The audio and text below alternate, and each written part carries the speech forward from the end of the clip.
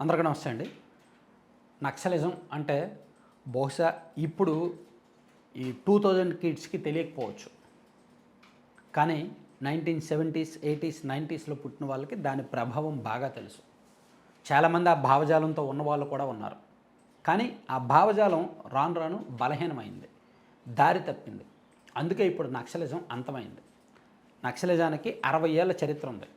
1967లో మొట్టమొదటిసారి పశ్చిమ బెంగాల్లోని డార్జిలింగ్ జిల్లా నక్సల్బరీ అనే గ్రామంలో ఒక రైతుల ఉద్యమం ద్వారా ఈ నక్సలిజం అనేది పుట్టిందండి. అక్కడ ఆవిర్భవించింది. సో అక్కడ నక్సల్బరీలో చారు మంజుదార్ అండ్ కాను సన్యాల్ నేతృత్వంలో ఒక సాయుధ రైతాంగ పోరాటం ప్రారంభమైంది. అదే కాలక్రమేణా నక్సలిజంగా మారిందనమాట.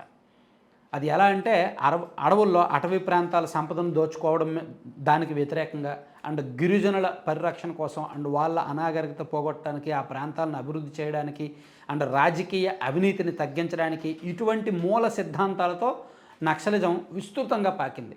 అప్పట్లో 1970s అండ్ 80s, 90sలో కాలేజీల్లో చదువుకున్న వాళ్ళు కాలేజీ వయసులోనే అంటే ఆ డిగ్రీలు లేదా పీజీలు పూర్తయిన వెంటనే అటునుంచటే అడవుల్లోకి వెళ్ళి అన్నల్లో కలిసిపోయే వాళ్ళు అనమాట.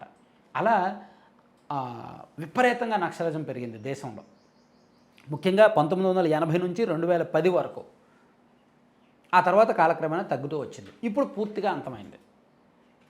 సో ఇది ఎలా పెరిగిందంటే నక్సలిజం సిద్ధాంతం చెప్పుకున్నాం కదా. సో పశ్చిమ బెంగాల్లో మొదలైంది, అక్కడ నుంచి ఒడిస్సా, అక్కడ నుంచి ఆంధ్రప్రదేశ్, అక్కడ నుంచి తెలంగాణ, అలాగే జార్ఖండ్ వంటి రాష్ట్రాలకు అటవీ మార్గం ద్వారా వీటన్నింటినీ కలుపుతూ అడవులు ఉన్నాయి కదా, ఈ అటవీ మార్గాల్లో ఎక్కువగా విస్తరించిందనమాట. సో వీళ్ళు ఏంటంటే ఆయుధాలు చేపట్టి పోలీసుల మీద దాడులు చేసేవాళ్ళు అండ్ ప్రజాప్రతినిధులు ఎవరైనా కనిపిస్తే దాడులు చేసేవాళ్ళు. ఈ క్రమంలోనే ప్రజా కోర్టు అనే పేరుతో సొంతంగా తీర్పులు ఇచ్చి సామాన్య ప్రజలను, అమాయకులను కూడా చంపేసేవాళ్ళు. సో వైలెన్స్ ఎక్కువ అయిపోయిందనమాట.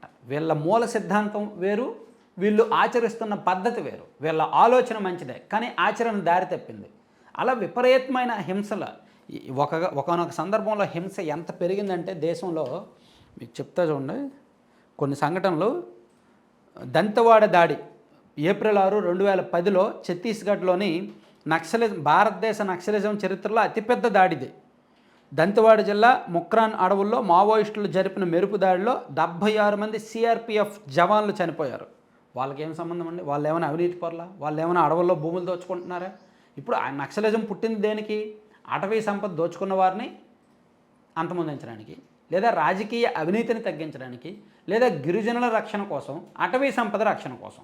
దీనికి 76 మంది సిఆర్పిఎఫ్ జవాన్లు ఎందుకు చంపాలి? వాళ్ళ కుటుంబాలు అన్యాయం అవుతాయి కదా. అంటే విపరీతమైన హింసకు ఇటువంటి సంఘటనలే ఉదాహరణ. అలాగే చింతల్నాల్ బస్సు పేలుడు, ఇది కూడా మే 17, 2010లో దంతెవాడ జిల్లాలోనే సివిలియన్ లక్ష్యంగా చేసుకొని చేసిన దాడి. ఒక ప్రైవేట్ బస్సును ల్యాండ్ మైన్తో పేల్చేశారనమాట. అందులో ప్రయాణిస్తున్న 31 నుంచి 44 మంది వరకు చనిపోయారు. ఇది కూడా అతిపెద్ద దాడి. అలాగే ఛత్తీస్గఢ్లోనే సుక్మా దాడి 2017లో జరిగింది. సిఆర్పిఎఫ్ బలగాల మీద 300 మందికి పైగా మావోయిస్టులు దాడి చేశారు. అలాగే జీరం లోయ మే 2013లో జరిగింది. రాజకీయంగా పెను సంచలనం. ఛత్తీస్గఢ్లోని బస్తర్ జిల్లా జీరం లోయలో కాంగ్రెస్ నాయకుల కాన్వాయ్పై మావోయిస్టులు దాడి చేశారన్నమాట. అలాగే సుక్మా బీజాపూర్ ఎన్కౌంటర్ ఏప్రిల్ 3, 2021. అలాగే ఇంకా ప్రధాన సంఘటనలు చాలా ఉన్నాయి. మన రాష్ట్రంలో కూడా 2016, 17 ఆ టైంలో సిట్టింగ్ ఎమ్మెల్యేని అంతమొందించిన సంఘటనలు మనం చూసాం. సో ఇలా నక్సలిజంలో హింస పెరిగిపోయింది. వాళ్ళ మూల సిద్ధాంతాలు మర్చిపోయారు, వాళ్ళ లక్ష్యాలు వదిలేశారు. సో ఆ కారణంగా కేంద్ర ప్రభుత్వం వీళ్ళని అలా వదిలేస్తే కాదు, వీళ్ళని ఖచ్చితంగా అంతం చేయాలి, వీళ్ళు లిమిట్స్ దాటేస్తున్నారు అని చెప్పి ఏడాది కిందట అమిత్ షా గారు ప్రతినబూనారు. 2026 మార్చి 31వ తేదీ కల్లా దేశంలో నక్సలిజం అంతం చేస్తాము అని. సో దానికి తగ్గట్టే విపరీతమైన టెక్నాలజీ వాడారు. బలగాలు పెరిగాయి, పోలీసులు ఈ సిబ్బందిని పెంచారు, అటవీ ప్రాంతాల్లో నిఘా పెంచారు, డ్రోన్ కెమెరాలు పెట్టారు, జల్లెడ పెట్టారు, ఎక్కడికక్కడ కూంబింగ్ నిర్వహించారు డే అండ్ నైట్. అసలు నక్సలైట్ల స్థావరాలు పోలీసులు చేసింది ఏంటంటే నక్సలైట్ల స్థావరాలు ఎక్కడెక్కడ ఉన్నాయి, ఏ జిల్లాలో ఏ ప్రాంతంలో ఎక్కడెక్కడ ఉన్నాయి, దేశవ్యాప్తంగా 186 జిల్లాల్లో నక్సలైట్ ప్రభావిత ప్రాంతాలు ఉండేవి, స్థావరాలు ఉండేవి. అవి 2010 నాటికి అవి ఉండేవి. 2020 వచ్చేసరికి కేవలం 70 జిల్లాలకే పరిమితమైంది. 2024 వచ్చేసరికి కేవలం 18 జిల్లాలకు పరిమితమైంది.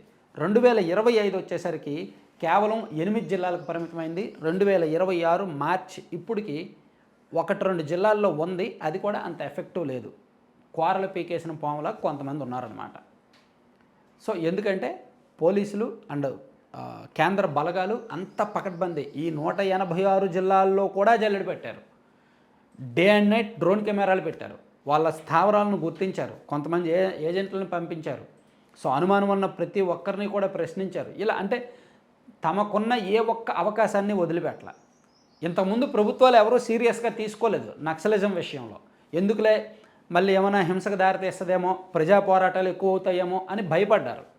కానీ దొరికిన వాళ్ళని మాత్రం ఎన్కౌంటర్ చేసేవాళ్ళు.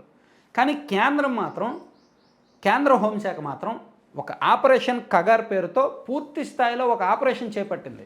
ప్రత్యేక బలగాలను మోహరించింది. వాళ్ళకి ప్రత్యేకమైన పవర్స్ ఇచ్చేసింది. వాళ్ళకు కావాల్సిన బడ్జెట్ ఇచ్చింది. వాళ్ళకు కావాల్సిన పరికరాలు ఇచ్చింది. వాళ్ళకు కావాల్సిన సిబ్బందిని పెట్టారనమాట.